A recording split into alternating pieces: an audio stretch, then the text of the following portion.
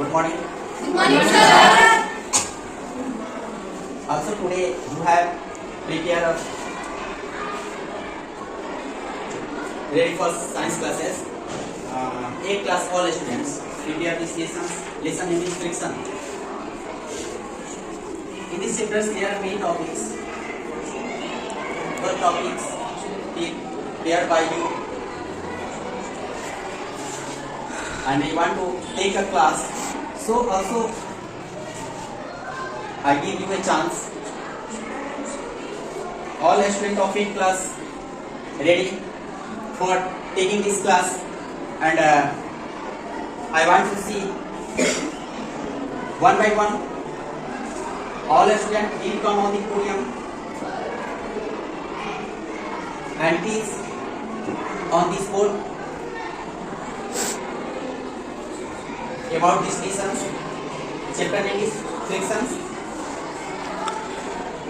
First of all, Tamuraj will come on the podium and teach.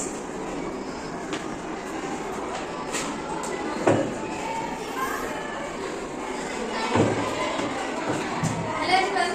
Well, I'm Tamuraj, studying class 8 from Scholar Certificate. Today I'm going to teach you a lesson. This lesson name is friction. Friction होता है, हम इस chapter में friction के बारे में पढ़ेंगे।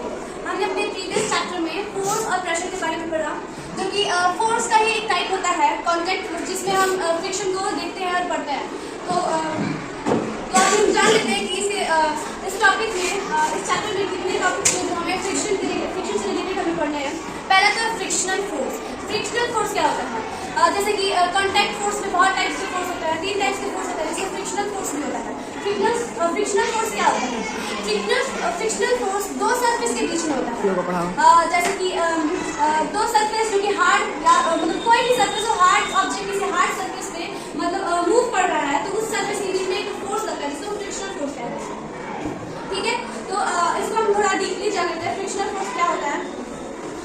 इसको अगर हम शॉर्टली इसका हम डिफिनेशन देते हैं, एक अपोजिंग फोर्स होता है, जिसको कोई ऑब्जेक्ट होता है मूव कर रहा होता है, तो जो फ्रिक्शनल फोर्स होता है वो नहीं चाहता कि ऑब्जेक्ट जो है वो मोशन में, वो चाहते कि वो रेस्ट में रहे, नहीं चाहते कि वो मोशन में है, क्योंकि मतलब जो ऑब्जेक्ट मतलब कोई भी अगर रेस्ट में है तो चाहते कि वो रेस्ट ही में रहे, मतलब उसको चाहिए कि वो रेस्ट में रहे। ठीक है, तो friction is a contact force acting opposite of the direction of motion of a body. Normal functions which take place in our day to day life are not possible without friction. हमारी day to day life में कोई भी चीज, कोई भी function आप करते हो ना, तो सब चीज में फ्रिक्शन लगता है। फोर्स लगाते हो किसी भी चीज, जैसे कि आप किसी गाड़ी का ब्रेक खींचना है आपको, तो उसमें अपना हाथ डालोगे, जिसकी वजह से ब्रेक और आपके हाथ के बीच में दो सरफेस तो है, लेकिन उसके बीच में भी वो फ्रिक्शन होगा। क्या होगा? फ्रिक्शन होगा। फोर्स आप डाल ही रहे हो, लेकिन उसके बीच में भी क्या होगा? फ्रिक्शन होगा। और तो ये पॉसिबल नहीं है हमारी डेली लाइफ में बिना फ्रिक्शन के कोई चीज फंक्शन करना। Friction can be increase and decrease by using various techniques. Friction को हमारे लाइफ में फ्रिक्शन को हम मतलब वेरियस टेक्निक्स के यूज से हम फ्रिक्शन को इंक्रीज कर सकते हैं, डिक्रीज कर सकते हैं। जहाँ पे जरूरत होती है इंक्रीज करने की तो हम इंक्रीज करते हैं, डिक्रीज करने की जरूरत है तो हम डिक्रीज करते हैं। Frictional force you study in the previous chapter about force, that push और पुल एन ऑब्जेक्ट। जैसे कि फोर्स क्या होता है, हमने पढ़ा था कि किसी भी ऑब्जेक्ट पे पुल करना है, पुश करना, उसको हम फोर्स कहते हैं। This push or pull may have variety of effects on the object. Out of this, let's focus on effects where force changes the state of object from rest to motion. ठीक है, जो push और पुल होता है, किसी भी object पे आप अप्लाई करते हो, उसमें जो उस ऑब्जेक्ट पे कुछ तरह के इफेक्ट्स पड़ते हैं। ठीक है, जो फोर्स होता है, किसी भी आप ऑब्जेक्ट, किसी भी बॉडी पे आप फोर्स डालते हो, फोर्स अप्लाई करते हो, उसमें चेंजेस होते हैं, जैसे कि मैंने बताया था, स्पीड में चेंजेस, शेप में चेंजेस, ये सब चेंजेस होते हैं। ठीक है, जैसे कि कोई बॉडी जो है रेस्ट में है तो मोशन में चली जाती है, कोई बॉडी मोशन में है तो उसको रेस्ट में कर देता है force. Consider an example in which man gives a sudden push to a box which is interior rest. जैसे कि मान लो कोई बॉक्स है, तो आप इमेजिन करो कि एक बॉक्स है, मतलब बहुत हैवी बॉक्स है, आप वहाँ पे एक मतलब कोई आदमी है, उसको आप सडनली, वो नहीं पता कि आपको पुश करना है, लेकिन जस्ट वो अगर पुश कर रहे हो ना तो बॉक्स तो पुश होगा, लेकिन क्या होगा, थोड़ी डिस्टेंस के बाद तो क्या होगा, बॉक्स रुक जाएगा, यानी स्टॉप हो जाएगा। जैसे कि इसमें भी लिखा है कि the box moves to certain distance and eventually come to rest, यानी कि थोड़े डिस्टेंस तक वो मूव होगा, सडनली आप उसको पुश करोगे तो, लेकिन थोड़े डिस्टेंस के बाद वो क्या हो जाएगा, रेस्ट में आ जाएगा। क्यों रेस्ट में आ जाएगा? क्योंकि आप सडनली उसमें फोर्स डाल रहे हो, और फ्रिक्शन जैसे कि हम फोर्स डालते हैं, उस चीज में फोर्स डालोगे तो उसके नीचे का जो फ्रिक्शन होगा वो चाहेगा, अब वो नहीं चाहता कि वो मूव हो, लेकिन अब सडनली वो फ्रिक्शन अभी नहीं जानता है कि आप उसको पुश करने वाले हो, तो सडनली तो मूव होगा, लेकिन जब जानेगा कि हाँ ये मूव हो रहा है तो अपना एक अपोजिंग फोर्स लगाएगा। जैसे कि मैंने बताया था रिजल्टेंट फोर्स, जैसे कि एक बॉक्स होता है जिसमें कि एक आदमी इधर से भी पुश लगाता है, एक आदमी उधर से भी पुश लगाता है, मतलब फोर्स लगाता है, तो दोनों का न्यूटन सेम होता है फोर्स का, जिसकी वजह से वो बॉक्स जो है मूव नहीं कर पाता है। वैसे ही जो एक बॉक्स है जिसको एक आदमी जो है उसको पुश कर रहा है, लेकिन उसका जो फ्रिक्शन वो कहाँ पुश कर रहा है, इधर इस डायरेक्शन में पुश कर रहा है, लेकिन जो उसका नीचे का फ्रिक्शनल फोर्स होगा वो इस डायरेक्शन में अपना अपोजिंग फोर्स लगाएगा, जिसकी वजह से तो जैसे कि मतलब सब लोगों के माइंड में ये चल रहा है यहाँ पे तो कोई आदमी भी नहीं है, तो ये फिर कैसे ये बॉक्स नहीं मूव हो रहा है, क्योंकि ये इसलिए मूव हो रहा है क्योंकि आदमी भले नहीं है, लेकिन इसका जो फ्रिक्शनल फोर्स लग रहा है वो भी उसके अपोजिट डायरेक्शन में लग रहा है, जिसकी वजह से क्या हो रहा है, बॉक्स जो है मूव नहीं कर पा रहा है।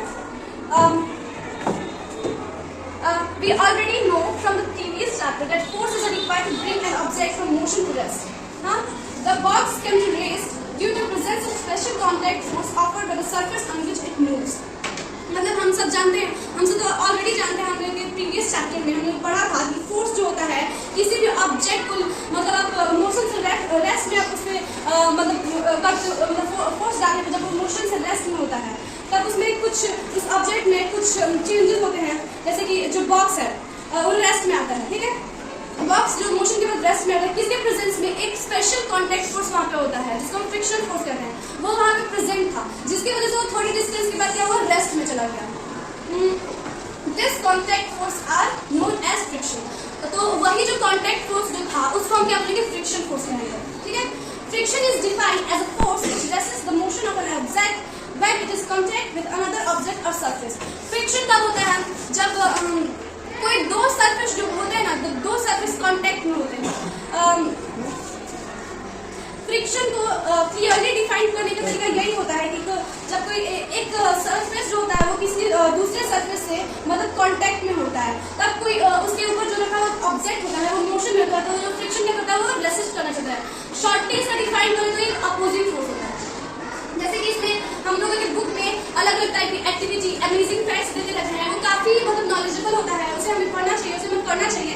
जैसे कि एक्टिविटी दिया है इसमें, take a thick wooden block, लगभग 200 या 500 ग्राम का आप ले सकते हो, उसको आपके घर पे आपको एक्टिविटी ये करना है, push it on the floor from right direction to left direction, मतलब एक आप ठीक एक बड़ा सा हैवी वुडन ब्लॉक लो, आप मतलब 200 ग्राम के आसपास, ठीक है, उसको लो और उसको अपने फ्लोर पे उसको पुश करो राइट से लेफ्ट डायरेक्शन में, आप पुश करोगे उसको राइट से लेफ्ट डायरेक्शन में तो क्या होगा, use the same block and push it on the floor from left direction to right, और उसी तरह आपको सेम एक ब्लॉक लेना है और उसको क्या करना है, लेफ्ट से राइट डायरेक्शन में करना है। तो आप उन दोनों केसेस में आप कुछ ऑब्जर्व करोगे, क्या ऑब्जर्व करोगे, जैसे कि आप देख रहे हो कि एक दूसरा का जो मतलब अपोजिट जो ब्लॉक है वो मतलब अपनी अलग अलग डायरेक्शन में क्या कर रहा है, पुश कर रहा है, थोड़ी देर के बाद क्या हो रहा है, रेस्ट में आ जा रहा है। तो ये सब आप लोगों को घर पे ये करके देखना चाहिए। अब हम अपने चैप्टर पे फोकस करते हैं। The above activity tells that force of friction always acts opposite to the direction in which object moves. जैसे कि मैंने बताया कि कोई भी ऑब्जेक्ट मूव करता है जिस डायरेक्शन में, जो फ्रिक्शन होता है उसका अपोजिट डायरेक्शन में अपना मतलब फोर्स लगाता है। जैसे कि if a car is moving in the right direction, the force of friction acts toward the left. जैसे कि इस पिक्चर में दिया है कि जो कार है वो उसका मतलब ड्राइव कर रही है और राइट डायरेक्शन में, ड्राइविंग जो उसका फोर्स है वो किस डायरेक्शन में है, राइट डायरेक्शन में, लेकिन उसका जो रोड का जो फ्रिक्शन है, रोड का जो फ्रिक्शन वो किस डायरेक्शन में कर रहा है, लेफ्ट डायरेक्शन में, तो जिसकी वजह से तो उसमें जो कार जब मूव कर रहा है ना तो उसमें काफी फोर्स लग रहा है, क्योंकि मतलब जब मूव क्यों नहीं रुक जा रहा है, क्योंकि ये इसलिए नहीं रुक रहा है क्योंकि इसका जो फोर्स का जो न्यूटन है वो काफी इस रोड फ्रिक्शन से ज्यादा है, यानी इस फ्रिक्शन फोर्स से ज्यादा इसकी वजह से मूव कर रहा है, लेकिन वो जो रोड का जो फ्रिक्शन वो लगा रहा है, फोर्स अपना लगा रहा है लेकिन अपोजिट डायरेक्शन में लगा रहा है, ठीक है। जैसे कि मैंने बताया अमेजिंग फैक्ट्स के बारे में, यहाँ पे एक अमेजिंग फैक्ट्स दिया हुआ है, the tyres of racing cars are quite smooth. जो रेसिंग कार जब रेस होता है तो आप तो जानते हो कि रेस होते रहते हैं, कार से रेस होते हैं, तो जो उनका रेसिंग कार का जो टायर होता है डिजाइन होता है, ना कोई पैटर्न होता है।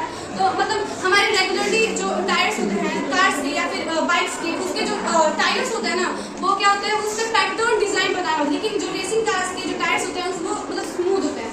मतलब स्मूथ होने का मतलब होता है जैसे रोड पे बहुत अच्छे मतलब स्लिप कर जाएंगे, इसके इसीलिए मतलब रेसिंग कार्स में इस टायर्स का यूज किया जाता है, जिसको हम स्लाइड्स बोलते हैं। कितना पढ़ाई है?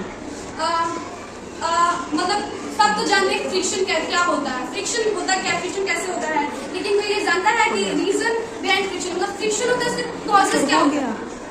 मतलब जब फ्रिक्शन होता है तो उसके पीछे से कॉजेस क्या होंगे, मतलब कैसे फ्रिक्शन होगा, फ्रिक्शन कैसे, जैसे कि इसमें दिया हुआ है, if we carefully analyze the physical texture of any surface, how tell it might be। मतलब जैसे कि किसी सरफेस का किसी सरफेस का एक फिजिकल टेक्सचर, मतलब उसके फिजिकल टेक्सचर पे हम मतलब कैरेक्टरिस्टिक्स पे हम क्या करते हैं, मतलब एनालाइज करते हैं। एनालाइज का मतलब एग्जैक्टली के बाद तो विश्लेषण हो गया, उसको हम एनालाइज करते हैं। तो मतलब जैसे कि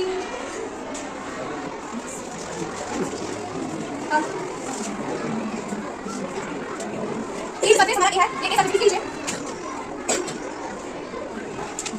ठीक है, ये सरफेस ए है और ये सरफेस बी है, ठीक है। तो मतलब जैसे कि जब फ्रिक्शन होता है तो उसके पीछे क्या रीजन होता है कि वो फ्रिक्शन होता है। जैसे कि इसमें दिया है कि किसी सरफेस के किसी फिजिकल टेक्सचर को हम एनालाइज करते हैं केयरफुली, तो उसमें क्या रहता है, उसमें there are certain irregularity present in it, उसमें कुछ इरेगुलरिटीज उसमें प्रेजेंट होती है। मतलब जैसे कि ये भी सेम, इसका मतलब जैसे कि इसका कोई हार्ड सरफेस पे कोई हार्ड सब्जेक्ट मूव करने की कोशिश करता है, तो कुछ अगर हम उसको माइक्रोस्कोप से देखेंगे तो ये कुछ ऐसा दिखेगा। उसके मतलब हार्ड जब मूव होता है तो इन दोनों की प्रॉपर्टी जो होती है वो सेम नहीं होती है। मतलब इसमें भी कुछ ऐसे टाइप का दिखता है और इसमें भी कुछ ऐसा ही टाइप का दिखता है माइक्रोस्कोप से अगर देखोगे तो इन दोनों में मतलब बहुत सारी इरेगुलरिटीज उसमें प्रेजेंट होती है, जिसकी वजह से वो जो फ्रिक्शन होता है इन दोनों के बीच में क्या होता है, वो फंस जाता है, मतलब वो नहीं हो पाता है, उसमें मूव नहीं हो पाता फ्रिक्शन की वजह से, उस मतलब जिसकी वजह से इन दोनों की वो एक दूसरे में फंस जाता है।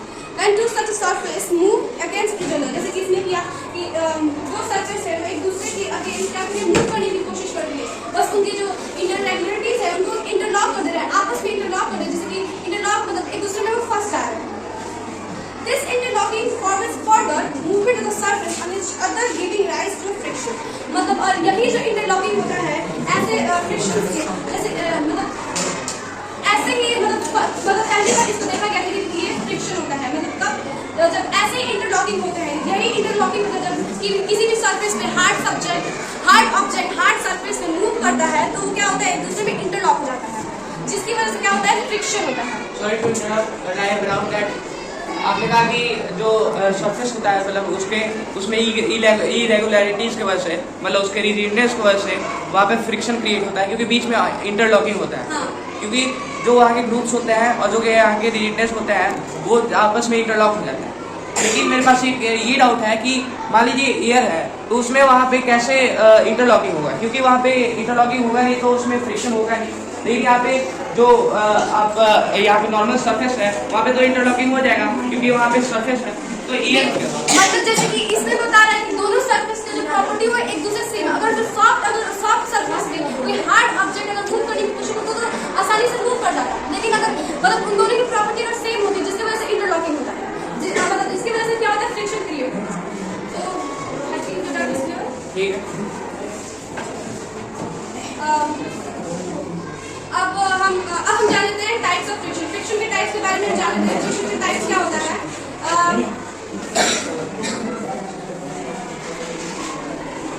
अच्छा, क्या आप उसे बोर्ड पे समझा सकते हैं? मैं डाउट है उसको बोर्ड पे क्लियर कीजिए। मतलब तुम कह रहे हो कि जैसे कि मतलब कि मतलब कोई भी सरफेस पे कोई भी ऑब्जेक्ट होता है जैसे उसमें एयर प्रेजेंट होता है तो आसानी से मूव कर जाता है।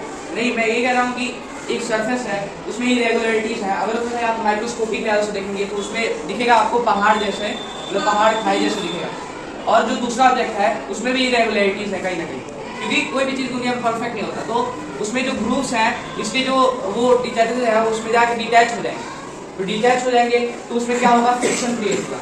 लेकिन जो एयर है उसमें ना कुछ वैसा होता है ना वो इरेगुलरिटीज होते हैं, तो कैसा फ्रिक्शन होता है एक एरोप्लेन से या फिर कोई भी बर्ड से। तो जो एरोप्लेन जब मूव करता है तो जो एयर और उसके बीच में मतलब होता है तो फ्रिक्शन कैसे होता है ना? तो एयर आई थिंक एयर जो होता है मतलब काफी इंडिपेंडेंट होता है, वो मतलब एयर और एरोप्लेन की प्रॉपर्टी सेम नहीं होता है। एयर इसे मैं समझाना चाहूंगा, अगर आपको थोड़ा समझाने में कठिनाई हो रही है तो मैं बताना चाहता हूँ कि जो फ्लूइड है उसका एक अलग फ्रिक्शन होता है जिसे फ्लूइड ड्रैग कहते हैं। तो वो जो होता है वो जरूरी नहीं कि नीचे से ही उसका इंटरलॉकिंग, वो अगर आप तेज से जा रहे हैं तो आगे से आएगा तो उसे उसका रेसिस्टेट करेगा, उसका जो फोर्स है उसको कम करने का कोशिश करेगा। जितना तेज जाएंगे उतना उसका फोर्स कम होने का कोशिश करेगा, वो जो दूसरा एयर है या फिर कोई भी और फ्लूइड है उसको कम करने की कोशिश करेगा, जिससे क्या होगा कि फ्रिक्शन होगा तो कोई ऑब्जेक्ट रुकेगा। तो इसका एक साधारण सा और अच्छा सा आंसर ये हो सकता था, लेकिन स्टिल आप पढ़ाइए कंटिन्यू। टाइप्स ऑफ, हम लोग पढ़े थे टाइप्स ऑफ फ्रिक्शंस के बारे में। फ्रिक्शन के 3 टाइप्स होते हैं। कौन कौन से होते हैं? पहला होता है स्टैटिक फ्रिक्शन। स्टैटिक फ्रिक्शन मतलब अगर इसका शॉर्टली इसका डिफिनेशन हो जाए ना, कोई भी किसी सरफेस पे कोई ऑब्जेक्ट रखा होता है, वो बस अपने वो स्टार्ट कर रहा मतलब कोशिश कर रहा होता है, ये नहीं होता कि वो स्टार्ट मतलब कर लिया है, कोशिश कर रहा था मूव करने का, तभी एक जो फ्रिक्शन लगता है उसको बोलते हैं स्टैटिक फ्रिक्शन। जैसे कि इसमें दिया है static friction comes into place when a body is forced to move along a surface. मतलब जैसे कि कोई सरफेस पे कोई जो बॉडी है मतलब उसके साथ वो क्या कर रहा है, मूव कर रहा है। इसके मतलब फ्रिक्शन मतलब जैसे कि कैसे मूव कर, मतलब वो मूव करने का वो ट्राई कर रहा है, ये नहीं कि मूव कर दिया है। जब वो मूव करने में ट्राई कर रहा है ना, तभी एक अलग सा उसमें फ्रिक्शन लगता है जिसको बोलते हैं स्टैटिक फ्रिक्शन। मतलब but movement does not start, लेकिन वो मूवमेंट अभी स्टार्ट नहीं हुआ है। The magnitude of static friction remains equal to applied external force and the direction is always according to the direction of motion.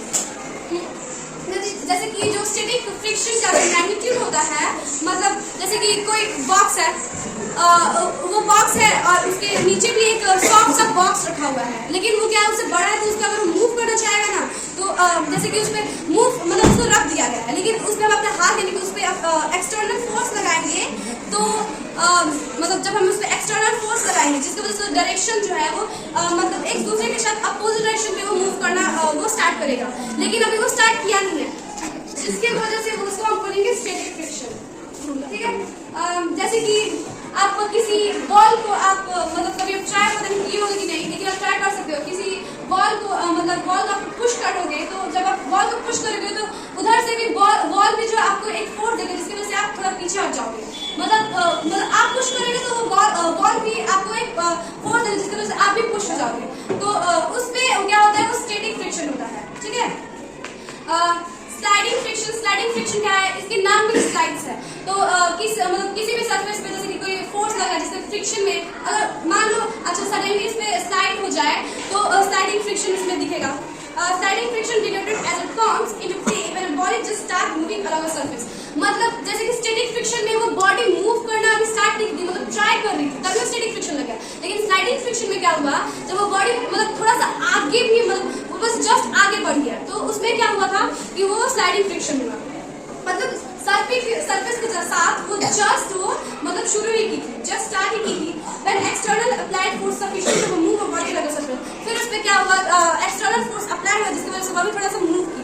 तो ये था हमारा स्लाइडिंग फ्रिक्शन। ये कब होता है, जैसे कि कोई मतलब जैसे कि डॉग जो है स्लेड करता है तो वहाँ पे स्लाइडिंग फ्रिक्शन होता है। कोई डाउन हिलर यानी कि मतलब उतना भी मतलब डाउन हिलर यानी कि कोई ऐसा पहाड़ है जो थोड़ा मतलब नीचे है, उस पर आप देखा होगा स्केटिंग करते हुए, तो मतलब ये जो आप स्केटिंग करते हो उस पर, तो वहाँ पे स्लाइडिंग फ्रिक्शन क्या होता है, वहाँ पे वो लगता है, जिसके वजह से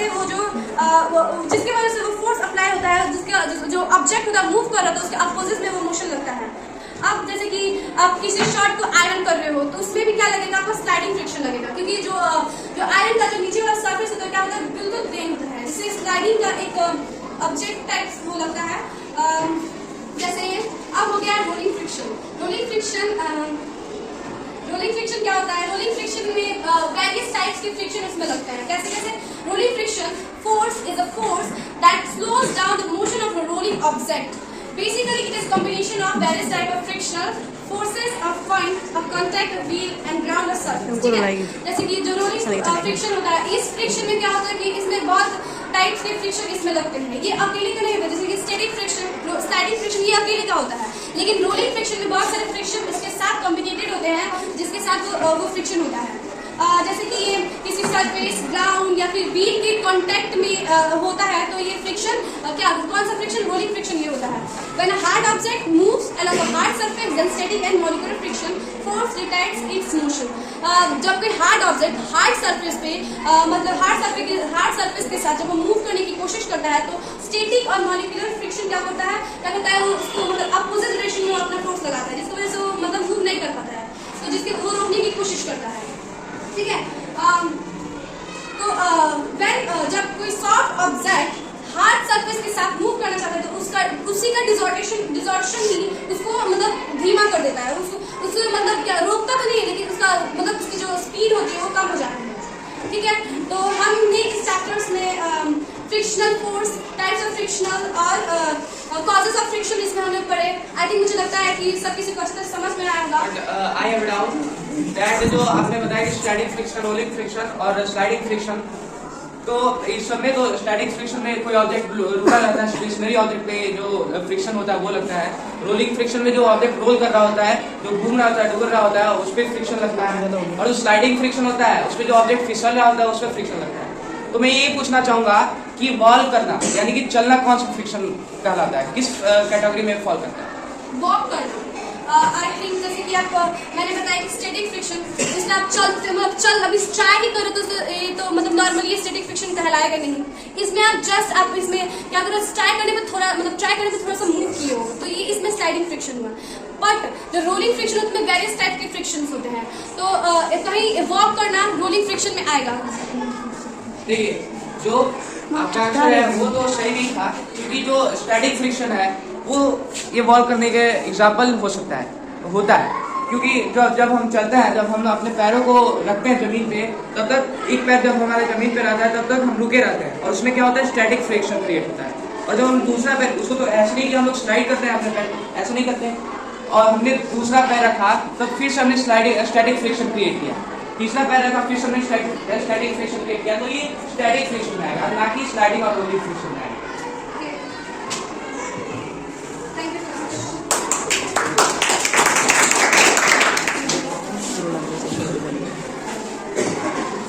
Okay, thank you.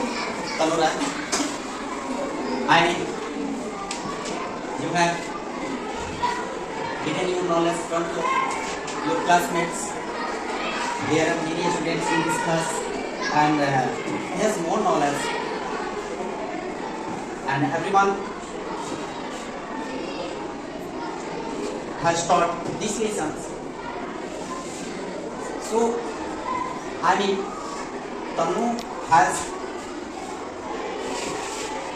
Tanu has expressed his knowledge in front of you. Thereafter, in these lessons, Harshit will come on this podium and express his knowledge about these lessons. There are many topics.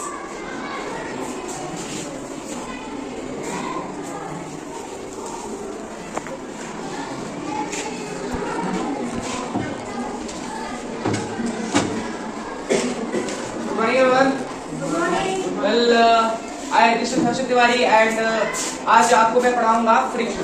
Friction देखिए, friction जो है वो अच्छे से मेरे पहले भी students जो आए थे वो अच्छे से समझा के गए, तो इसका फ्रिक्शन का मैं इस वीडियो के लेंथ को इंक्रीज करने पे ध्यान नहीं दूंगा and I focus on the कितना मैं आप इस क्लास को इंटरैक्टिव बना सकता हूँ, कितना मैं इस क्लास को जॉयफुल बना सकता हूँ आप लोगों के साथ, इस पे मैं फोकस करूंगा, ना कि लेंथ पे। ठीक है, तो फ्रिक्शन का इन्होंने डिफिनेशन भी दे दिया, फ्रिक्शन का इन्होंने कॉज भी बता दिया, फ्रिक्शन के इन्होंने 3 टाइप्स बताए जिसको मैं समराइज करा दूंगा, लेकिन उसके बाद से जो आपका आगे का टॉपिक है उसको मैं अच्छे से बताऊंगा, क्योंकि इन्होंने बता दिया है तो मैं इसे बार बार रिपीट करना उतना जरूरी नहीं समझता, क्योंकि मुझे पता है कि आप लोग ब्रिलियंट स्टूडेंट हैं, आप लोग को एक बार में समझ में आ गया। ठीक है, तो फ्रिक्शन होता है वो अपोजिंग फोर्स होता है, इसमें ज्यादा कुछ करना नहीं है। अगर मान लीजिए जो अप्लाइड फोर्स है उसको जो रुक जाता है, किस वजह से रुकता है, वो फ्रिक्शन के वजह से रुकता है। कहाँ पे, किसके वजह से रुकता है, फ्रिक्शन के वजह से रुकता है। अब फ्रिक्शन का डिफिनीशन प्रियांशु बताएंगे। प्रियांशु थोड़ा स्टैंड अप होके फ्रिक्शन का डिफिनीशन मुझे बता दीजिए। दो सरफेस के बीच फ्रिक्शन लगता है, जैसे एक सरफेस चल रहा है तो फ्रिक्शन बोलता है उसके अपोजिट साइड में चलने के लिए, लेकिन जब वो सरफेस उसके अपोजिट साइड में चलेगा तो फ्रिक्शन बोलेगा उसके अपोजिट साइड में चलेगा। बिल्कुल ठीक है। इनका जो पहला जो अंतर था कि जो सरफेस दो सरफेस के बीच में फ्रिक्शन लगता है, तो दो सरफेस के बीच में नहीं लगता, ये फ्लूइड में भी लग सकता है। फ्लूइड क्या हो जाएंगे, एयर हो जाएगा, वाटर हो जाएगा। लेकिन जो इनका दूसरा टॉपिक था वो था कि किसी भी अप्लाइड फोर्स पे अपोजिंग जो फोर्स लगता है उसे फ्रिक्शन कहते हैं। तो ये वाला सही था, मैं इससे सहमत हूँ और मैं आशा करता हूँ कि आप लोगों को फ्रिक्शन मतलब समझ में आ गया होगा। Reason behind friction, reason behind friction भी इन्होंने डायग्राम के थ्रू यहाँ पे समझाया था। देखिए जो सरफेस होता है वो परफेक्ट स्मूथ तो नहीं होता, उसमें रिजिडिटी जरूर होती है, रिजिडिटी होती है तो उसमें इंटरलॉकिंग होता है। देखिए जो ग्रूव्स होते हैं उसमें जो थोड़े थोड़े जो उभरे पार्ट रहते हैं दूसरे सरफेस के, उसमें आके चिपक जाते हैं और चिपक जाता है तो इंटरलॉक हो जाता है। और ऐसे ही ये मान लीजिए कि ये पहला सरफेस है और ये दूसरा सरफेस है, अगर ये आगे इंटरलॉक हो गया तो ऐसे ये इंटरलॉक ही रहेगा। क्या रहेगा, इंटरलॉक रहेगा। इंटरलॉक मतलब इंटर मतलब अंदर का, लॉक मतलब अंदर नहीं अंदर लॉक हो जाना, ठीक है। तो ऐसे इंटरलॉक हो जाएगा तो फ्रिक्शन क्रिएट होगा। अब आप आगे देखते हैं types of friction. Types of friction मैंने बहुत बार बताया है, टाइप्स ऑफ फ्रिक्शन इन्होंने भी बहुत बार बताया। तो टाइप्स ऑफ फ्रिक्शन में पूछना चाहूंगा नीरज से, नीरज टाइप्स ऑफ फ्रिक्शन को थोड़ा नेम कीजिए। टाइप्स ऑफ फ्रिक्शन है, There are 3 types of friction. First, static friction. Second, sliding friction. और last, rolling friction. जी बिल्कुल। स्टैटिक फ्रिक्शन, बैठिए, स्टैटिक फ्रिक्शन और स्लाइडिंग फ्रिक्शन और rolling friction, 3 types of friction होते हैं, 3 प्रकार के फ्रिक्शन होते हैं। तो इसका डिफिनेशन इन्होंने दे दिया।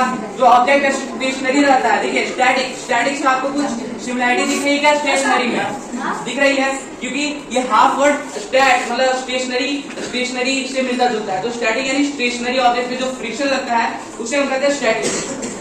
इसका जो एग्जांपल है मैंने आपको दे दिया, वॉल्किंग हो गया, पुशिंग अ वॉल हो गया, pushing a boulder on the ground हो गया, pushing against the pedals of a bicycle हो गया। बहुत सारे एग्जांपल्स हो गए। एग्जांपल्स पे हम ज्यादा ध्यान नहीं देंगे क्योंकि अगेन आपको कॉन्सेप्ट ज्यादा समझाना ज्यादा मैं प्रीफर करता हूँ, ज्यादा प्रायोरिटी उसको देता हूँ, ठीक है। तो मैं यहाँ पे स्लाइडिंग फ्रिक्शन भी आपने बहुत बार पढ़ लिया। तो मैं जानना चाहता हूँ कि थोड़ा बैक बेंचर जो पीछे बैठे हैं वो लेक्चर को ध्यान से सुन रहे हैं कि नहीं, और अगर सुन रहे हैं तो मुझे स्लाइडिंग फ्रिक्शन का कोई डिफिनेशन दे देगा क्या दोनों में से, जो सबसे पीछे बैठे हैं? नहीं देगा कोई, ठीक है कोई बात नहीं। जो दूसरा उसके बाद रॉ है उसमें से कोई देगा क्या, कोई देना चाहेगा स्लाइडिंग फ्रिक्शन का?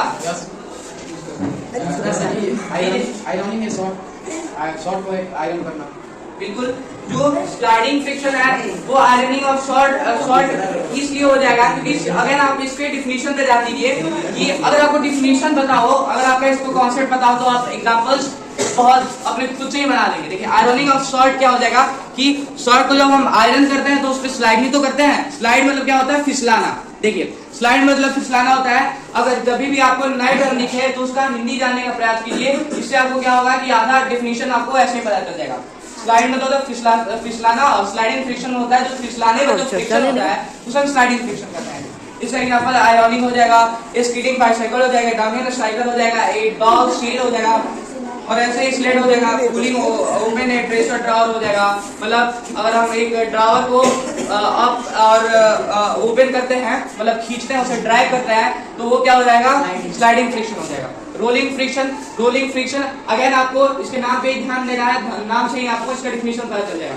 रोलिंग मतलब क्या होता है, कोई बताएगा मुझे? रोलिंग मतलब क्या होता है? जी बिल्कुल, रोलिंग मतलब होता है घूमना, यानी कि गोल गोल गोल गोल घूमना किसी भी सरफेस पे, उसे हम क्या कहेंगे? रोलिंग फ्रिक्शन कहेंगे। देखिए रोलिंग फ्रिक्शन क्या हो जाएगा, rolling friction roller skates circling ring हो जाएगा और बॉल बियरिंग स्पिनिंग हब। मतलब आपके स्पिनर्स को नचाए होंगे आप। देखिए 2-3 साल पहले स्पिनर्स का बहुत ही क्रेज था और मैं जानता हूँ कि आप सभी ने स्पिनर्स खरीद ही लिया होगा उस समय और बहुत स्पिनर्स को नचाते होंगे। देखिए जो स्पिनर्स है या फिर जो आप अपने साइकिल का सॉकेट ले लेते हैं उसमें क्या होता है, बॉल बियरिंग होता है, ऐसे होता है गोल, ऐसे होता है और ऐसे गोल गोल गोल गोल ऐसा होता है कि नहीं, कितने को ये याद है स्पिनर के अंदर? देखिए आपने मैं जानता हूँ कि लड़कों का आदत होता है कि किसी भी अगर खिलौना है उसे तोड़ फोड़ के पहले उसे देखेंगे, पहले इंजीनियरिंग करेंगे, उसके बाद उसको यूज करेंगे। तो इसलिए मैं पूछ रहा हूँ कि आपको ये जरूर पता होगा कि ये उसमें होता है, और आपने अगर देखा है तो वो क्या होता है, बॉल बेयरिंग होता है जिससे रोल करता है, और वो गैजेट होता है, वो उसके बाद फिर रोल होने लगता है। देखिए, तो इसका ये एक डिफिनेशन हो जाएगा रोलिंग फ्रिक्शन को हम, तो रोलिंग फ्रिक्शन का एग्जांपल बॉल बेयरिंग का घूमना हो सकता है, बाइसाइकिल चैन हो सकता है, बाइसाइकिल मैं भी बताया, और soccer ball rolling over grass हो सकता है, ट्रक भी travelling down on the highway हो सकता है। मतलब देखिए, चक्कू का भी नचना रोलिंग फ्रिक्शन होता है। क्यों होता है, कोई मुझे बताएगा? रोलिंग फ्रिक्शन चक्कू का नचना क्यों होता है, ये कोई मुझे बताएगा? क्योंकि वो गोल गोल घूमता है एक सरफेस। देखिए, एक सरफेस पे गोल गोल घूमता है, मैंने बिल्कुल सही कहा, क्योंकि चक्के एक सरफेस पे गोल गोल घूमते हैं। तो कोई भी चीज अगर गोल गोल एक सरफेस पे घूम के डिस्प्लेस हो, यानी कि डिस्टेंस क्रिएट करे, तो उसे हम क्या कहेंगे? रोलिंग फ्रिक्शन कहेंगे। मतलब रोल होके जो फ्रिक्शन क्रिएट करता है उसके अपोजिट में, तो उसे रोलिंग फ्रिक्शन कहेंगे। आइए देखिए, advantage and disadvantage of friction. देखिए, कुछ स्टूडेंट्स हैं जिनका थोड़ा लग रहा है कि पढ़ाई में मन नहीं है, ज्यादा हंसने पे ध्यान दे रहे हैं, तो ज्यादा हंसने ही मेरा विरोध है, नहीं तो मैं क्वेश्चन आपसे पूछने लगूंगा, अगर आपको नहीं पता होगा तो फिर से पनिशमेंट आपको बताइए। देखिए, सम एडवांटेज देखिए, एक फ्रिक्शन फोर्स को हम क्या करते हैं, एक नेसेसरी एबल करते हैं। फ्रिक्शन फोर्स को एक बार ध्यान से सुनिए, इसका डिफिनीशन में आपको, इसका मतलब मैं पूछूंगा, आपको बताना होगा।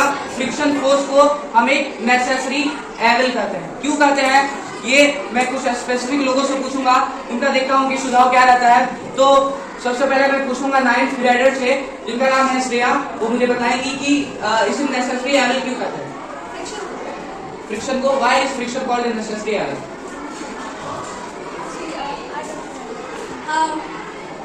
तो 9th ग्रेडर एक अतुल है, अतुल बताएंगे कि फ्रिक्शन को नेसेसरी एबल क्यों कहते हैं। तो जैसे कि ये तनु ने बताया कि किसी भी फ्रिक्शन होने के लिए इंटरलॉकिंग होना जरूरी होता है। तो जब इंटरलॉकिंग होगा तभी फ्रिक्शन होगा। तो कोई भी सरफेस पे ग्रॉस टाइप का होता है, तो जब कोई भी ऊपर से ऑब्जेक्ट जाएगा तो उसमें इंटरलॉकिंग होगा तभी फ्रिक्शन चलेगा। तो इसीलिए इसको कहा जाता है नेसेसरी एबल। देखिए, आपका तो ठीक था, लेकिन आप कहीं ना कहीं क्वेश्चन से भटक गए। आपका जो टॉपिक था वो दूसरा टॉपिक हो गया। लेकिन मैं पूछ रहा हूँ कि नेसेसरी एबल इसे क्यों कहते हैं। तो नेसेसरी एबल अब तनु बताएंगी, क्योंकि इन्हें ज्यादा एक्साइटमेंट हो रहा है। बताइए तनु, क्या होता है नेसेसरी एबल? नेसेसरी एबल इसका मतलब फ्रिक्शंस के कुछ एडवांटेज और डिसएडवांटेज होते हैं। इसलिए इसका एडवांटेज होता है, ये नेसेसरी होता है, और एबल क्यों होता है, क्योंकि इसका कुछ इसके डिसएडवांटेज होते हैं, जिसकी वजह से इसको नेसेसरी एबल कहते हैं। देखिए, नेसेसरी एबल हम क्यों कहते हैं फ्रिक्शन को, क्योंकि आपको पहले नेसेसरी एबल का मतलब समझना पड़ेगा। नेसेसरी एबल, हाथ उठाए किन को समझ में आ रहा है नेसेसरी एबल टर्म का मतलब क्या होता है। अगर आपको समझ में आ रहा है इसका हिंदी, तो मैं आशा करूंगा कि आपका माइंड इतना ग्रोथ कर चुका होगा, डेवलप कर चुका होगा कि इसका अपने आप से डिफिनेशन दे दो कि मैं क्या क्वेश्चन पूछ रहा हूँ। तो अगर किसी को नेसेसरी एबल का मतलब समझ में आ रहा है तो हाथ उठाए, हाथ उठाइए। किसी को नेसेसरी एबल का मतलब समझ में आ रहा है, ठीक है। 3 लोग हैं जिन्होंने बताया अपने अपने हिसाब से, ठीक है, वो लोग बता दिए। लेकिन जो नहीं बताए वो हाथ नहीं उठाए, तो यहाँ पे ऑनेस्टी शो की है आप लोग। लेकिन नेसेसरी एबल का मतलब क्या होता है? नेसेसरी मतलब सभी को पता है, नेसेसरी मतलब सभी को पता है। लेकिन नेसेसरी मतलब यहाँ पे डिस्कस नहीं करते हैं, हम ऐसे ही बोलचाल में डिस्कस कर लेते हैं। नेसेसरी मतलब क्या होता है? जरूरी। नेसेसरी थिंग्स एक एनिमल्स के लिए हो सकता है, नेसेसरी थिंग किसी के लिए हो सकता है जो उसके लिए जरूरी हो। नेसेसरी हो गया, इसको अलग रखते हैं। एबल मतलब क्या हो गया? मैं जानता हूँ कि नेसेसरी मतलब तो आपको पता होगा, लेकिन एबल मतलब 50% स्टूडेंट्स को डाउट होगा। एबल मतलब ये होता है कि बुराई, मतलब कोई भी बुरा चीज, बुरे लोग, उन्हें हम एबल कर सकते हैं, बुरी चीज को हम एबल कर सकते हैं, ठीक है। तो friction at the same time एक अच्छा भी चीज है, और एट द सेम टाइम वो एक बुरा भी चीज है। क्यों है? कोई मुझे एक एग्जांपल के थ्रू बता सकता है कि क्या? कि आपको मैं हिंट देता हूँ कि सिंपल आपको डिसएडवांटेज और एडवांटेज का एग्जांपल एक दे देना है। तो मैं पीछे लड़कों से चाहूंगा कि कृष्णा बताए कि जो फ्रिक्शन है वो नेसेसरी एबल क्यों है, इसका एक एग्जांपल बताए। तो एग्जांपल बताइए। एक एग्जांपल, हाँ, एक दोनों में एडवांटेज और डिसएडवांटेज। एडवांटेज में होता है जो हमारे डेली लाइफ में काफी जो भी हम काम करते हैं, जिस पे फोर्स लगाते हैं, वो वे एग्जांपल नहीं होता है। एडवांटेज एग्जांपल कोई भी एग्जांपल फ्रिक्शन का, फ्रिक्शन की वजह से जो हमें फायदे होते हैं उसका एग्जांपल बताइए। हम चल पाते हैं, क्योंकि जो हम चलते हैं रोड पर वो भी फ्रिक्शन की वजह से होता है। और एक डिसएडवांटेज बता दीजिए।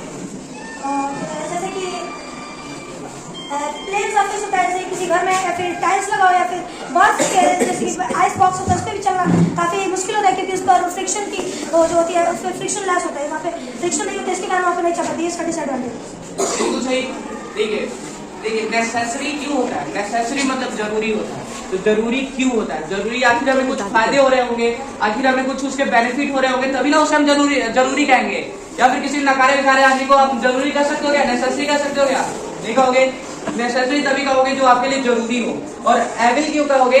जो आपके लिए बुरा हो, आपके लिए जो हार्मफुल हो, उसे आप एविल कह सकते हो। ठीक है, तो नेसेसरी एविल आप इसलिए कहोगे क्योंकि वो आप बुरा भी हो और जरूरी भी हो। तो उसका एग्जांपल इन्होंने बताया, जैसे कि हम चल पाते हैं, फ्रिक्शन की वजह से चल पाते हैं, वहाँ पे स्टैटिक फ्रिक्शन लगता है।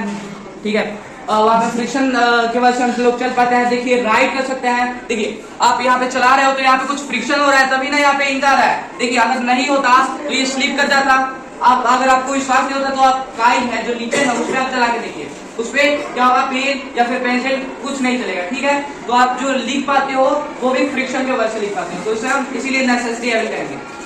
और जो डिसएडवांटेज है, जो हमें फायदेमंद नहीं है, वो बहुत ज्यादा हो जाएंगे। जैसे मान लीजिए कि आपका दोस्त रमेश है, वो कहीं आ रहा है कि अपने स्कूल जा रहा है, तो वहाँ पे उसको रास्ते में केले का छिलका पैर पे लग गया, केले का छिलका पैर पे लगने से क्या हो जाएगा?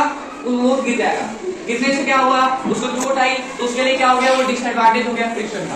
तो क्या हो जाएगा? डिसएडवांटेज ऑफ फ्रिक्शन क्या हो जाएगा? किसी भी स्मूथ सरफेस पे हम क्या हो जाते हैं? अपने पैर को रखते हैं, अपने फुट को रखते हैं, तो स्लिपरी हो जाता है, जिसकी वजह से हमें क्या होता है? गिरना पड़ता है, हम गिर जाते हैं। ठीक है, तो एडवांटेज डिसएडवांटेज आपको क्लियर हो गया होगा। अब वे टू इंक्रीज फ्रिक्शन को इंक्रीज करने का वे क्या होता है? तरीका क्या होता है? देखिए यहाँ पे मैं जानता हूँ कि सभी बच्चे यहाँ पे जो होंगे वो फ्रिक्शन को कभी ना कभी कहीं ना कहीं इंक्रीज किए होंगे। तो मैं चाहता हूँ कि आप लोग अभी अपना दिमाग लगाएं कि आपने फ्रिक्शन को इंक्रीज करने के लिए पिछली बार क्या किया था कि फ्रिक्शन जो था वो हट गया था, मतलब डिक्रीज करने के लिए फ्रिक्शन जो था वो हट गया था और आपका जो कुछ भी है वो स्मूथ हो गया था। कोई मुझे बताएगा? चलिए प्रयासो आप बताइए। कैरम पे पाउडर डालते हैं। बिल्कुल कैरम पे आप पाउडर डालते हो, किस लिए डालते हो? कैरम पे आप पाउडर इसलिए डालते हो कि वहाँ के फ्रिक्शन जो है फ्रिक्शन कम हो जाए, फ्रिक्शन क्या हो? कम हो जाए। और फ्रिक्शन कम हो जाएगा तो आपका जो स्ट्राइकर है वो ज्यादा गोटी को मारेगा और आपका इससे क्या होगा? आपका एक फायदा होने वाला है, क्योंकि आप ही जीतने वाले हो अपने अपोनेंट से। और ऐसे देखिए, एक और मैं आपसे एग्जाम्पल पूछना चाहता हूँ, थोड़ा मैं हिंट दूंगा आप लोगों को। जिन्होंने बता दिया वो फिर से नहीं बताएंगे, लेकिन जो नहीं पता है वो इस हिंट से बता सकते हैं। देखिए जो आप चलाते हो डेली, तो चला के स्कूल आते हो, तो उसमें भी आप कहीं ना कहीं फ्रिक्शन आपने डिक्रीज किया था। क्या यूज करके आप बताएंगे? Use ball bearing. क्या बॉल बेयरिंग जो वो है, जो आपने बताया उसका बॉल बेयरिंग ब्रेक को यूज करके फ्रिक्शन डिक्रीज करना है। देखिए क्या होता है कि आप क्या करते हो? सिंपल तो है, आप लिब्रिकेशन लगाते हो, उस पर लिब्रिकेटिंग ऑयल लगाते हो, मूवी लगाते हो, ग्रीस लगाते हो, ताकि उसका क्या हो? चैन हो, वो प्रूफ हो, वो फ्रिक्शन प्रूफ हो जाए, और क्या हो? वो तेज नचने लगे, और क्या हो? आपको तेज से स्कूल जा पाए, आप जो लिमिटेड टाइम है उसके पहले आप स्कूल आ पाए, जिससे आपको टीचर की डांट ना पड़े। तो उससे हम क्या कहेंगे? एडवांटेज ही तो कहेंगे। सिंपल था। तो आपको मैंने दो बताया, एक तो आप पाउडर को स्विच करके और एक मूवी लगा के, ग्रीस लगा के आप ऐसे कर सकते हो। लेकिन यहाँ पे कुछ ऑफिशियल देखते हैं क्या लिखा है? Increase the area of contact, मतलब कॉन्टैक्ट एरिया को देखिए। यहाँ पे ये बॉल मान लीजिए एक एरिया पे है, यहाँ पे एक सरफेस पे है, और एक ये मानिए ये क्या हो गया? एक बॉक्स हो गया। Increase the area of contact, इसका मतलब कोई बता सकता है मुझे? कोई भी पता है इसका? Increase the area of contact, कोई मुझे बता सकता है?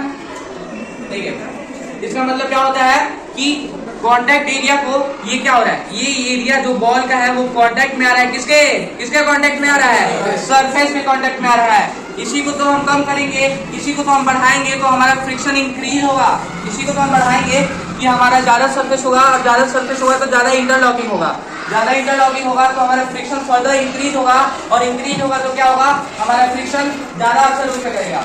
ठीक है, तो ये क्या हो गया? एक बॉल पे, इसीलिए एक बॉल पे कम फ्रिक्शन लगता है, क्योंकि उसका जो कॉन्टैक्ट एरिया है वो कम रहता है, और जो फ्रिक्शन लगता है वो बहुत कम लगता है। और इसीलिए इसी बेसिस पे चक्के का निर्माण हुआ था।